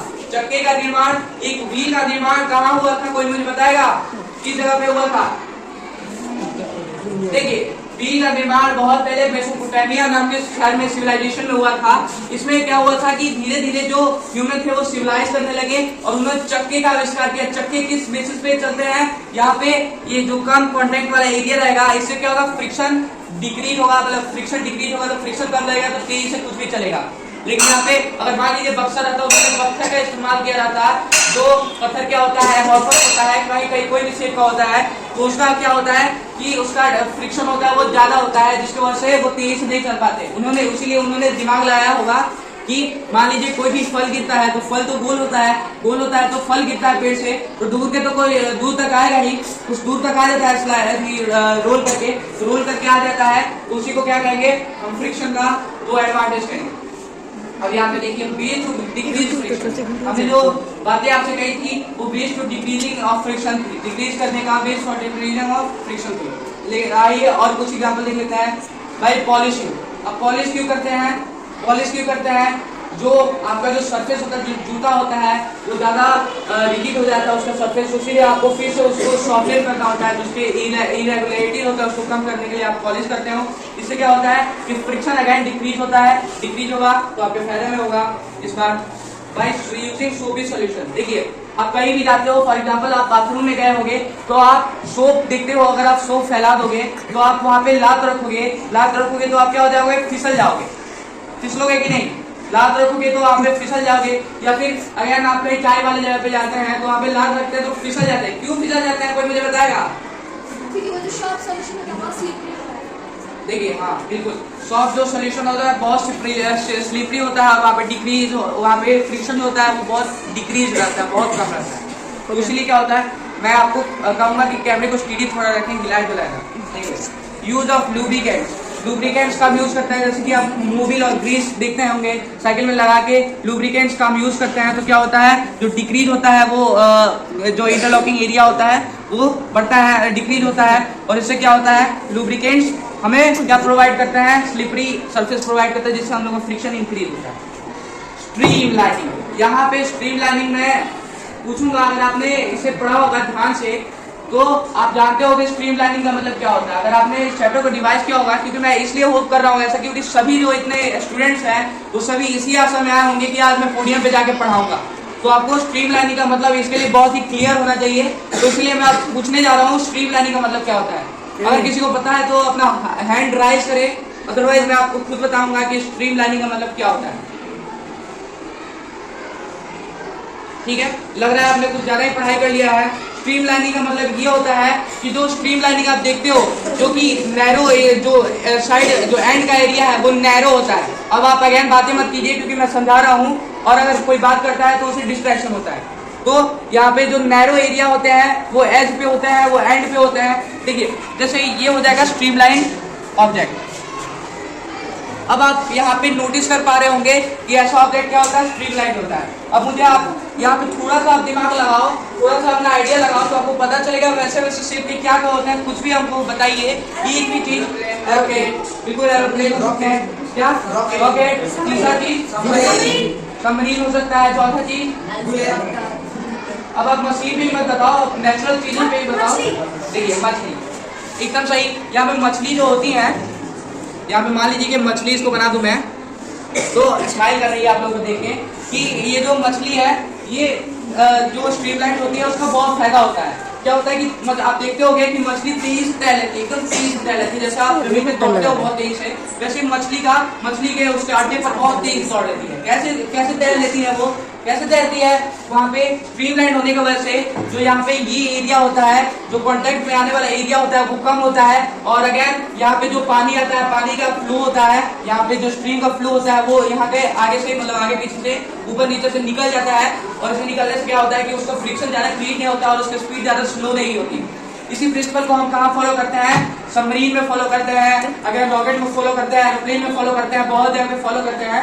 तो इसी से हमारा क्या होता है, देखिए नेचर से हमने बहुत ज्यादा चीजें एक्सट्रैक्ट किया। आपको थैंक करना चाहिए नेचर को, क्योंकि हमने बहुत ज्यादा चीजें नेचर से कॉपी करके मशीनों में डाली हैं। उसी प्रिंसिपल को मशीनों में यूज किया है, जिससे हमें क्या होता है बहुत ही फायदा होता है, जिससे हम क्या होता है और सिविलाइज होता है और टेक्नोलॉजी में आगे होते हैं। फॉर एग्जाम्पल ये था आपका, बहुत ज़्यादा ऐसे ऐसे हो जाएंगे। और यूज ऑफ बॉल बेयरिंग्स मैंने आपको बता दिया, जो आपने स्पिनर नचाया या फिर जो आपने जो साइकिल का वो चैन नचाया, उसमें क्या होता है, बॉल बेयरिंग होता है। Using short fine powder, short fine powder का मैंने आपको एग्जाम्पल भी दिया था, जिससे मैंने पूछा था प्रियांशु से, उन्होंने बताया कि जो कैरम बोर्ड होता है उसके स्ट्राइकर को आप स्ट्राइक करते हो तो क्या होता है, आपके गोटी जो होता है वो चले जाते हैं होल्स पे, होल्स में जाने के बाद आप जीत जाते हो, मतलब बहुत ज़्यादा आपके स्कोर हो जाते हैं। अब आप आगे देखिए, इतने तो फायदे मैंने आपको 6 फायदे करा दिए। अब कोई भी, मैं आपसे अनुरोध करूंगा, सभी अपने जो बुक्स हैं उसे क्लोज करें, सभी बुक्स अपने क्लोज करें। आप जाके देखिए कौन कौन बुक जो आप लोग क्लोज नहीं कर रहा है। देखिए बुक आप क्लोज करेंगे, आप मेरे बातों पे ध्यान देंगे तो आपको ज़्यादा फायदा होगा, ताकि आप और अच्छे समझ पाए, ना कि आप दूसरे जगह पे डिस्ट्रैक्ट हो जा रहे हैं, कभी उससे बातें करने लग रहे हैं, कभी इससे बातें कर रहे हैं, उससे आपको फायदा थोड़ा भी नहीं होगा। आप मुझे देखेंगे, मुझ पर कॉन्सेंट्रेट करेंगे, तभी आपको पढ़ाई समझ नहीं आएगी, अदरवाइज आप नॉर्मल हो जाओगे, एवरेज स्टूडेंट हो जाओगे।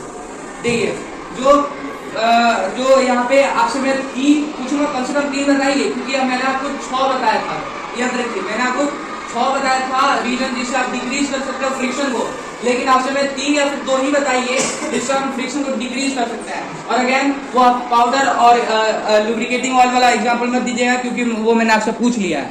कोई मुझे 2 या 3 ही बताए, 2 या 3 ही रीजन बताए जिससे क्या होता है, फ्रिक्शन डिक्रीज होता है। बॉल बियरिंग को यूज करके बिल्कुल जो ट्रोलिंग बना होता है, बिल्कुल सही। और by polishing the floor streamline body. देखिए जो 9th स्टूडेंट थे, जो 9th ग्रेड के स्टूडेंट थे, 9th क्लास के स्टूडेंट थे, वो क्या आप लोगों से, इसलिए देखिए आपको मैंने कहा कि ध्यान से सुनिए, 9th ग्रेड के स्टूडेंट बता दो, लेकिन मैंने आपको 8th क्लास का सिलेबस बताया, तो इस हिसाब से 8th क्लास के स्टूडेंट्स को ये बताना चाहिए था कि मैंने 8th क्लास से पूछा था। लेकिन आप लोगों के लिए अगेन ये बहुत ज़्यादा एम्बैरेसिंग है कि आप लोग ये कोई भी इसमें से अपने हैंड्स को राइज नहीं किए, लेकिन वो 9th ग्रेड में होके भी आप लोग के सामने खड़े होके इसका रीजन बताया।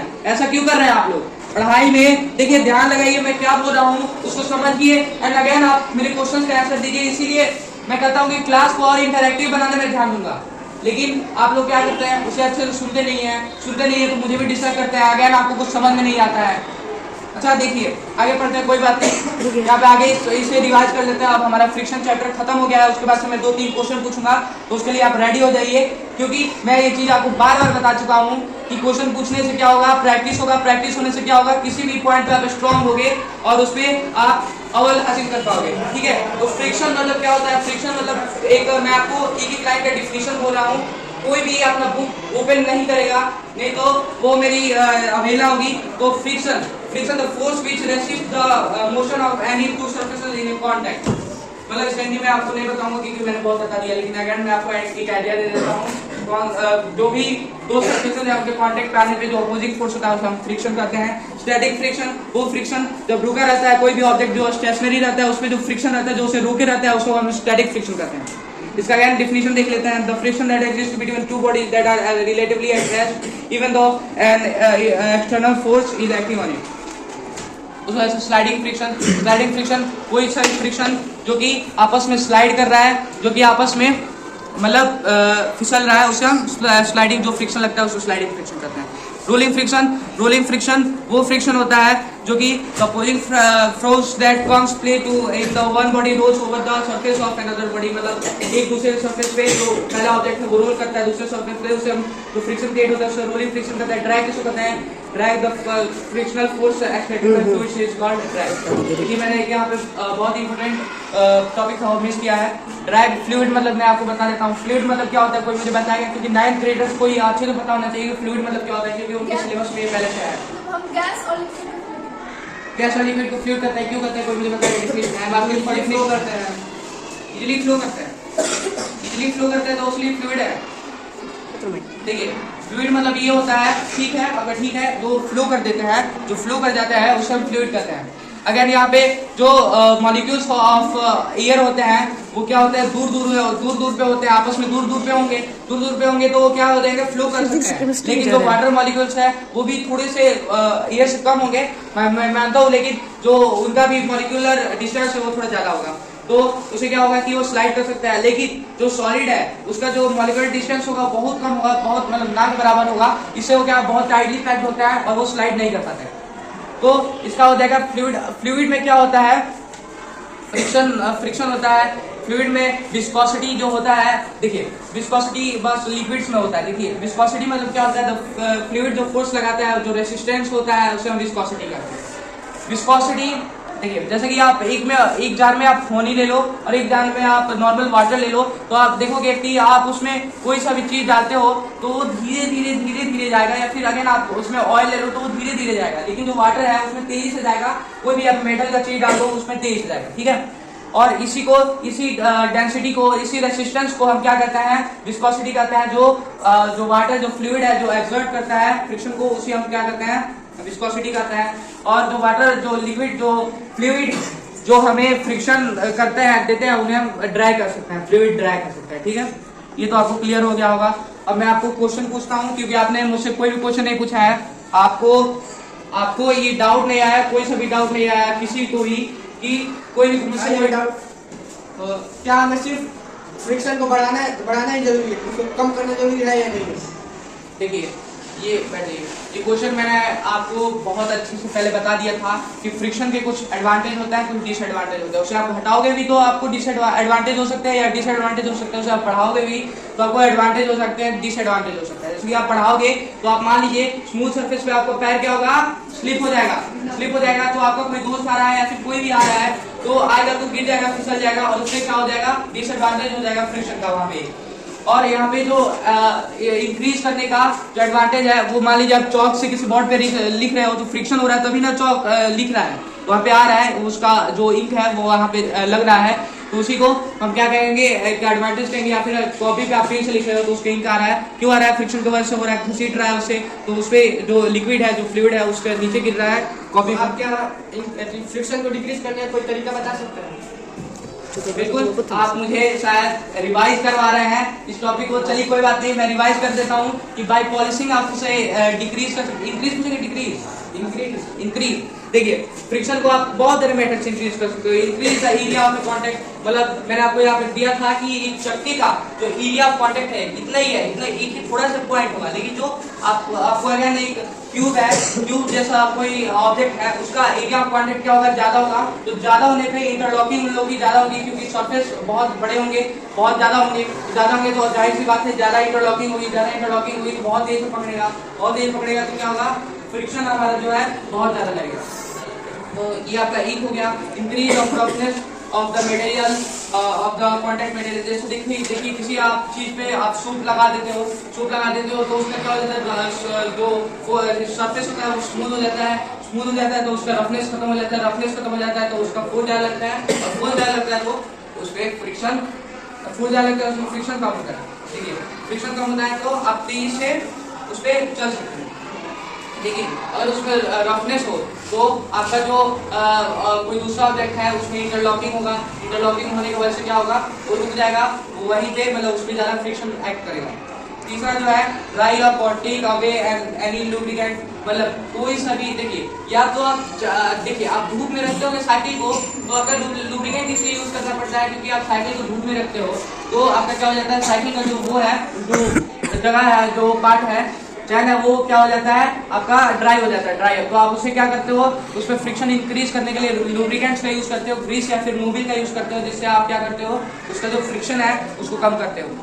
तो ये आपका तीसरा हो जाएगा increase the pressure of the contact. मतलब अगर मान लीजिए कि वो तेजी से आ रहा है, कोई भी ऑब्जेक्ट तेज, मान लीजिए 2 किलो का कोई ऑब्जेक्ट, अगर 2 किलो का कोई ऑब्जेक्ट है और 5 किलो का कोई ऑब्जेक्ट है, तो आपको किसको धकेलने में ज्यादा मेहनत पड़ेगा, 2 किलो के ऑब्जेक्ट को, 5 किलो के ऑब्जेक्ट को, उसी सरफेस पे किसको धकेलने में ज्यादा मेहनत पड़ेगा, 5 किलो के ऑब्जेक्ट को ज्यादा धकेलने में मेहनत पड़ेगा। क्यों पड़ेगा, क्योंकि वो ज्यादा भारी है और ज्यादा उसका इंटरलॉक हो रहा है, ज्यादा तेज दब रहा है। इससे क्या हो रहा है कि हम ठेलेंगे तो ठेला नहीं जाएगा, क्योंकि उसमें ज्यादा तेज से वो लॉक हो गया है, मतलब ज्यादा रिजिडली वो लॉक हो गया है। इससे क्या होगा, फ्रिक्शन इंक्रीज होगा। तो ये 4 थे, ये 4 जो पॉइंट्स हैं, मैंने आपको वो क्या कि आपके आंसर को मैंने कन्विंस कर लिया होगा। तो मैं अब पूछता हूं कि अगर किसी से और किसी का, देखिए तो मैं आशा करता हूं कि आप सभी लोगों का जो वो समझ में आ गया होगा, जो ये चैप्टर है फ्रिक्शन फ्रिक्शन वो बहुत अच्छे से क्लियर हो गया होगा। तो अगर समझ में आ गया है तो धन्यवाद। मेरी जो टीचिंग है वो मैं समझूंगा, इस बात नहीं गई, आपको फायदा हुआ उससे। Thank you.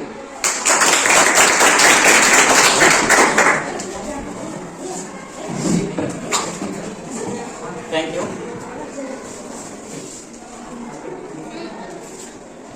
Welcome. Your teaching style is very well.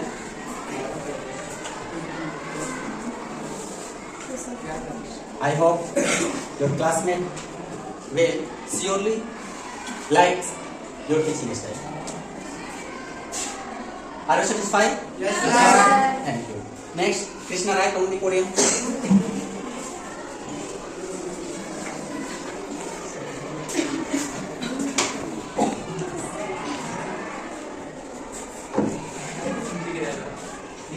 Good morning to all of you. Krishna Kumar Rai, reading class 8 in Scholars Healthcare. I am teach you the chapter 11. This chapter name is friction. Friction पहले हमने आता है friction होता क्या है? Friction होता है, friction is a contact force acting opposite of a direction of motion of a body. हमने फोर्स एंड प्रेशर चैप्टर में कॉन्टैक्ट फोर्स पढ़ा था, उसमें एक फ्रिक्शन आता है। फ्रिक्शन मीन्स होता है सिंपल में इसका डिफिनेशन देखा जाए तो इसका फ्रिक्शन का डिफिनेशन होता है अपोजिट फोर्स। अगर कोई जैसे कि कोई हार्ड कोई चीज़ है, जैसे कि हार्ड चीज़ है भारी है, उसको हम धक्का देते हैं तो इजीली वहाँ से नहीं हटेगा। क्यों नहीं हटेगा? क्योंकि अगर हम उसको इस साइड से धक्का देंगे तो उस जो धक्का लगाने वाले की वो अपोजिट साइड से उसका फोर्स लगता है। इसके कारण वो जल्दी इजीली वहाँ से नहीं हटेगा, इसी को हम फ्रिक्शन बोलते हैं। बाकी जो मेरे जो क्लासमेट्स थे जैसे कि तनु और हर्षित थे, इन्होंने पहले ही पूरा टॉपिक क्लियर करवा दिया है, लेकिन मैं ज़्यादा टाइम नहीं लूँगा, थोड़ा सा बताना है। और इसके बाद फ्रिक्शनल फोर्स होता क्या है? Friction is defined as a force. जैसे कि टू थिंग्स है, जैसे कि दो चीज़ है, अगर उस पर कोई फोर्स लगता है, उसके बीच में जो फोर्स लगता है उसका रेजिस्टेंस करता है, उसी को फ्रिक्शनल फोर्स या फोर्स ऑफ फ्रिक्शन कहते हैं। जैसे कि गाड़ी चल रही है तो गाड़ी उसमें ड्राइविंग फोर्स है कि गाड़ी चला रही है उसका फोर्स लग रहा है, लेकिन उसके अपोजिट साइड पे रोड का फोर्स लग रहा है, इसी को फ्रिक्शनल फोर्स बोलते हैं। और इसके बाद टाइप्स ऑफ फोर्स कितने types of force? Static force first है। स्टैटिक फोर्स होता है जैसे कि स्टैटिक फोर्स मीन्स होता है static force come into play when a body is forced to move along a surface। जैसे कि जैसे दीवार को हम धक्का दे रहे हैं तो धक्का देने दीवार वहाँ से धक्का देने से वो दीवार में रुक रहा है, दीवार में इधर से अपना फोर्स लगाएगा। धक्का देने में जो हमें फोर्स उसके बीच में जो फ्रिक्शन लग रहा है उसी को हम स्टैटिक फ्रिक्शन कहते हैं। सेकंड है स्लाइडिंग फ्रिक्शन उसे कहते हैं जो स्लिप, यानी कि जैसे कि स्लिप करना है, फिर स्केटिंग करना, जैसे इसका एग्जाम्पल हो जाएगा स्केटिंग करना है, फिर किसी पे स्लिप करना, उसी को हम स्लाइडिंग फ्रिक्शन कहते हैं, स्लाइड करना। उसके बाद से रोलिंग में फ्रिक्शन में होता है जैसे कि रोलिंग मतलब रोल यानी कि घूमना। जैसे कि साइकिल का जो रिंग होता है, फिर साइकिल का जो पहिया होता है, उसे आप किसी प्लेन सरफेस पे चलाएंगे तो क्या होगा, जो उसे रोल होगा, उस पर जो थिंग्स जो साइकिल का पहिया में जो फ्रिक्शन लगेगा, जिस फ्रिक्शन की वजह से वो गोल जो प्लेन सरफेस पे घूम रहा है उसी को हम रोलिंग फ्रिक्शन कहते हैं। रोलिंग फ्रिक्शन उसका advantage and disadvantage of friction. So disadvantage of friction, advantage क्या होता है? इसका एडवांटेज जैसे कि हम रोड पर चलते हैं, फिर चलना ही एक एडवांटेज हो गया, क्योंकि हम चलते हैं तो हमारे पैर के और जो प्लेन सरफेस के बीच में जो फ्रिक्शन लगता है वो हमें एडवांटेज है, क्योंकि जो हम आसानी से हम चल पाते हैं किसी भी सरफेस पे, उसी का वो भी एडवांटेज है फ्रिक्शन का। और डिसएडवांटेज जैसे कि प्लेन सरफेस, जैसे कि आप रास्ते से जा रहे हैं, कोई प्लेन सरफेस या फिर किसी घर में टाइल्स लगा हुआ है, जैसे कि टाइल्स लगा हुआ है, फिर या फिर कि आइस ऑफ बॉक्स, इनकी आइस मतलब बर्फ पे चलना काफ़ी हार्ड होता है, क्योंकि उस पर फ्रिक्शन काफ़ी कम होता है, इसके कारण उस पर चलना बहुत ही हार्ड होता है। Way of increase friction, increase the area of contact. जैसे कि देखिए एक बॉल है, जैसे कि एक बॉल है, इस बॉल को अगर आप इस पे जैसे कि एक बड़ा सा बॉक्स भी होता है तो बॉक्स पे आप फ्रिक्शन लगाएंगे, फिर फोर्स लगाएंगे तो हट जाएगा, लेकिन आप अगर इसका इंक्रीज उसका कॉन्टैक्ट मतलब इसकी जो सरफेस है उसको अगर हम इसके इंक्रीज उसके कॉन्टैक्ट को अगर छोटा कर दें, फिर उसके इंक्रीज उसको घटा दें फिर बढ़ा दें, उसके कारण नहीं इंक्रीज होगा, तो उसको अगर इसे बढ़ा दिया जाए इसके कॉन्टैक्ट को तो इसमें हमारा फोर्स भी ज़्यादा लगेगा, इसमें फ्रिक्शन भी ज़्यादा लगेगा, इसके कारण जो हमारा फ्रिक्शन है वो बढ़ेगा। और increase the pressure of the contact जैसे कि आप किसी हार्ड चीज़ पे प्रेशर लगाते हैं, तो अगर वो चीज़ छोटा है, अगर वो बड़ा हो तो उस पर आपको ज़्यादा प्रेशर लगाना पड़ेगा। इस तरह आपको फ्रिक्शन को बढ़ाना होगा। और डिक्रीज द फ्रिक्शन जिसमें है by polishing, by using soapy solution जैसे कि soapy solution is slippery in nature. Slippery मतलब फिसलना, एकदम फिसलाव जगह होता है, जैसे कि अभी मैं बताया पीछे में ये रोलिंग से एडवांटेज होता है। बर्फ भी हो सकता है, बर्फ अगर आप जाएंगे तो आपका पैर फिसलने लगेगा, पैर फिसलने उसे माइक्रोस्कोपिक सॉल्यूशन, वहाँ पर क्या होता है डिक्रीज फ्रिक्शन, यहाँ पर डिक्रीज फ्रिक्शन होता है क्योंकि वहाँ पे फ्रिक्शन नहीं होता है, इसके कारण वहाँ पे आपका पैर फिसलने लगता है। अगर आपको इंक्रीज फ्रिक्शन होता है वहाँ पे आप आसानी से चल सकते हैं। उसके बाद यूज ऑफ रिव्यूरेंट मतलब जैसे कि साइकिल चलाते हैं तो उसमें जो ग्रीस या फिर जो भी मूवमेंट आते हैं उसको रिव्यूरेंट कहते हैं। उसको तेजी से चलाने के लिए, उसमें डिक्रीजिंग करने के लिए रिव्यूरेंट का यूज किया जाता है। स्ट्रिंगलिंग मतलब होता है सेक, हॉस्पिटल में बताया था कि वो सेक मछली टाइप का होता है जिसमें नेचर में आता है, लेकिन उससे स्ट्रिंगलिंग और एयरप्लेन भी होता है, जिसके कारण वहाँ पे डिक्रीज उसके ऊपर से शुरू हो जाता है, इसके कारण वो आसानी से एयरप्लेन हवा में उड़ सकता है या फिर मछली खाने कर सकती है।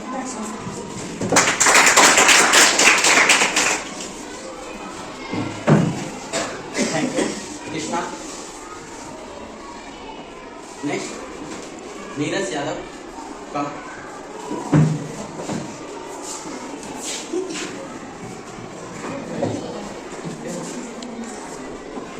Good morning to all of you. Well, I am Yash Kumar Yadav from class 8. Today I am going to teach you about friction. So friction is a contact force acting opposite to the direction of motion of a body. Friction एक contact force है जो कि किसी भी जो body motion में है उसको अपोजिट फोर्स लगाता है।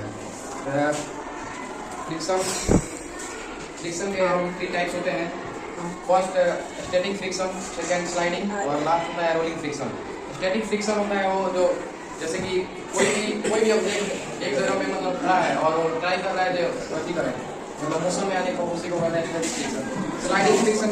स्लाइडिंग फ्रिक्शन से करते हैं जैसे कि कोई ऑब्जेक्ट फिसलता है, किसी ऑब्जेक्ट पर कोई बॉडी फिसलता है उसे कहते हैं स्टैटिक फ्रिक्शन। जैसे कि यहाँ पे दिया है आयरनिंग है शॉर्ट, जैसे कि आप शॉर्ट को आयरन करते हैं तो उसमें स्लाइड होता है, आयरन जो होता है उससे स्लाइड करता है। रोलिंग फ्रिक्शन से कहते हैं घूमना। रोलिंग फ्रिक्शन होता है घूमना, जैसे कि साइकिल का जो चैन होता है वो एक मतलब एक पॉइंट पे घूमता है, वो इसी को अति करते हैं रोलिंग फ्रिक्शन। उसके कुछ एडवांटेज और डिसएडवांटेज होते हैं। उसके एडवांटेज होते हैं जैसे कि वो आप डेली लाइफ में यूज होते हैं, जैसे कि मैचस्टिक होते हैं उनको फ्रिक्शन के कारण वो मतलब जलते हैं, तो बहुत से उनके एडवांटेज हैं।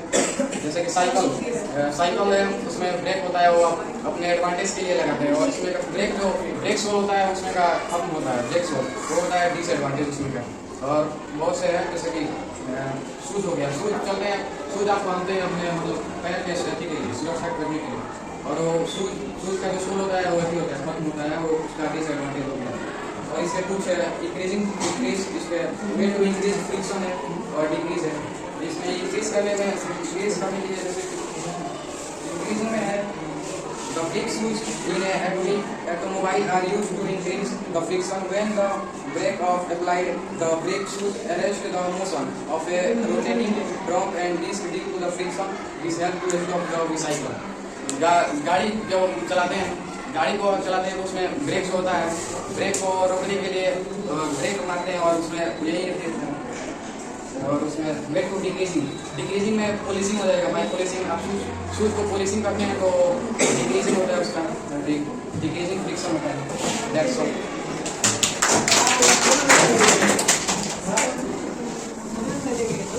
Thank you. Next Vedic Prajapati.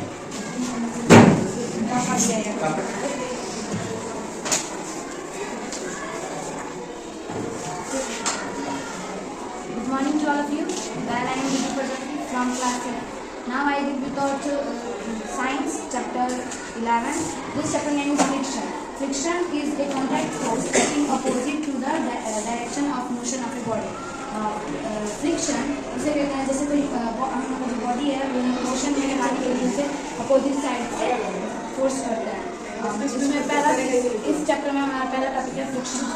You have studied in the previous chapter about force, push or pull on an object.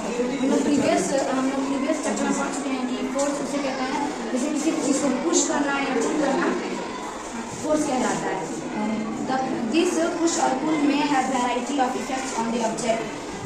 जो push और pull है उसमें बहुत तरह के effects होते हैं. जैसे मैं इसे पहला हो गया, इसमें एग्जाम्पल हो सकता है जैसे कि आदमी एक जो बॉक्स है उसको फोर्स लगा रहा है, तो जो एक बॉक्स होगा वो मोशन थोड़ा सा करेगा और फिर उसके बाद वो रेस्ट में आ जाएगा. अच्छा, कोई बता सकता है कि जो बॉक्स था, the box came to rest after moving a certain distance.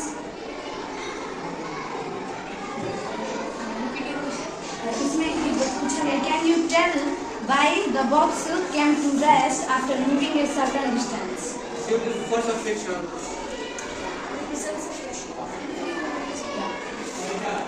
The box came to rest due to the presence of special contact force offered by the surface on which it moves. जो box है उसके पास एक special contact force है जिसकी वजह से वो motion में था तो वो रेस्ट में आ गया था, और जो कॉन्टैक्ट फोर्स होता है उसे ही फ्रिक्शन कहते हैं. फ्रिक्शनल फोर्स के बहुत ज़्यादा टाइप्स हैं. जैसे पहला हो गया स्टैटिक फ्रिक्शन, सेकंड हो गया स्लाइडिंग फ्रिक्शन और थर्ड हो गया रोलिंग फ्रिक्शन. पहला जो है स्टैटिक फ्रिक्शन, इसके नाम में दिया है कि स्टेशनरी, कोई भी एक ऑब्जेक्ट जो स्टेशनरी हो उसे ही स्टैटिक फ्रिक्शन कहते हैं. जैसे हम लोग एक दीवार को पुश कर रहे हैं तो वो दीवार तो नहीं रहेगा पर लेकिन जो हम लोग उसको फोर्स लगा रहे हैं उसे स्टैटिक फ्रिक्शन कहते हैं. और सेकंड है स्लाइडिंग फ्रिक्शन. इसका मतलब है कि when external applied force is sufficient to move a body along a surface, then the force which opposes this motion is called sliding friction. जिसमें हम लोग जैसे टाइल्स हो गया उस पर जब हम चलेंगे जैसे फिसलेंगे उसे ही स्लाइडिंग फोर्स कहता है. थर्ड हो गया रोलिंग फ्रिक्शन. इसके नाम में दिया है कि जब कोई चीज़ गोल गोल घूमती है उसे ही रोलिंग फ्रिक्शन कहते हैं. जैसे हो गया कि रोलर स्केट्स साइकिलिंग रिंग को, सेकंड हो गया द बाइसाइकिल चेन और बहुत सारी चीज़ें हो सकती हैं जो रोलिंग फ्रिक्शन में आ सकती है. Thank you.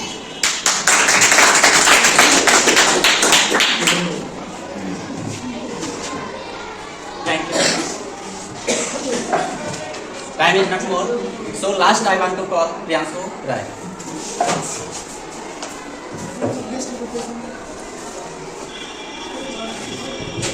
Good morning to all of you. Myself Priyanshu Rai from class 8 by scholarship here. Today I teach you the chapter 11. Chapter name is friction. First topic is frictional force. Friction two object के बीच में जो force लगता है, दो object के बीच में जो फोर्स लगता है उसे हम फ्रिक्शन बोलते हैं. उनके बीच के फोर्स को हम फ्रिक्शनल फोर्स बोलते हैं. उसका टाइप्स ऑफ फ्रिक्शन.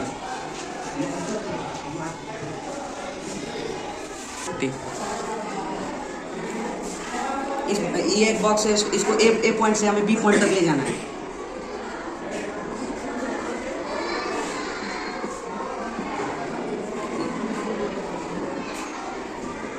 इसको ये अभी मोशन में नहीं आया है, इसको ये अभी रेस्ट में है.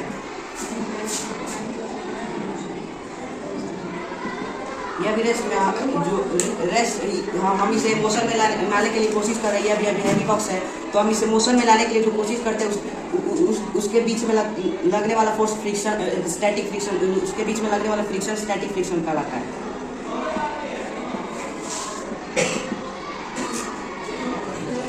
अब जब ये मोशन में आ गया तब हम इसे कहेंगे स्लाइडिंग फ्रिक्शन.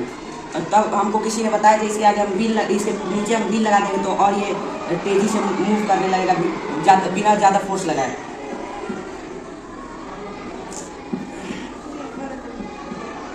ये हो जाएगा rolling friction. Static friction come into play when a body is forced to move along a surface but movement does not start. Static friction हम उस फ्रिक्शन को कहते हैं जो अभी मूवमेंट में नहीं है, जो उसके बीच का फ्रिक्शन लग रहा है उसे हम static friction. Static friction denotes as it comes into play when a body does start moving along a surface. Static friction में हमने समझा कि वो अभी मोशन में नहीं है. वो मोशन में आने के लिए जो उसके बीच का फ्रिक्शन को हम स्टैटिक फ्रिक्शन कहते हैं. वो जब मोशन में आ जाएगा तब हम उसे स्लाइडिंग फ्रिक्शन कहते हैं. और जब उसके नीचे कोई मतलब सर्कल टाइप का कुछ लगा देंगे तो वो रोलिंग फ्रिक्शन कहा जाएगा। उसके बाद advantage and disadvantage of friction.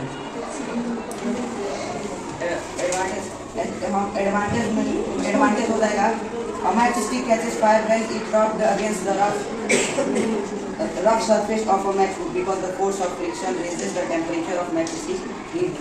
जब हम ये दोनों हाथ में इस तरह से करते हैं तो इसमें फ्रिक्शन लगता है, फ्रिक्शन की वजह से ये हीट पैदा करता है। उसी तरह से मैच स्टिक को जब हम मैच बॉक्स पे करते हैं तो उसमें हीट होता है, उसके आगे का फॉस्फोरस जलता है। Way to increase friction, increase the area of contact.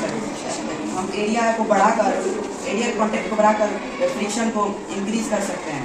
Increase the roughness of the contact material का रफनेस को हम बढ़ाकर उसे इंक्रीज कर सकते हैं। वे टू डिक्रीज फ्रिक्शन को पॉलिसी के द्वारा डिक्रीज कर सकते हैं। सोपी सॉल्यूशन लगाकर हम डिक्रीज कर सकते हैं। जैसे हमने टाइल पर तेल को लगा दिया तो उसमें चलना मुश्किल हो जाएगा, वही होगा सोपी solution. Use of lubricant, cycle में हम फ्रिक्शन कम करने के लिए ऑयल और ग्रीस लगाते हैं, मोबिल लगाते हैं, उसको हम लुब्रिकेंट बोलते हैं। Thank you.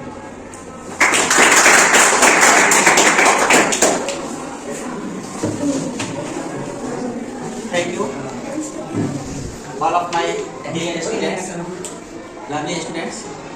Thank you for all of you. I like these classes. So, special thanks for every student who is a part of as a teacher. Thank you. That's all.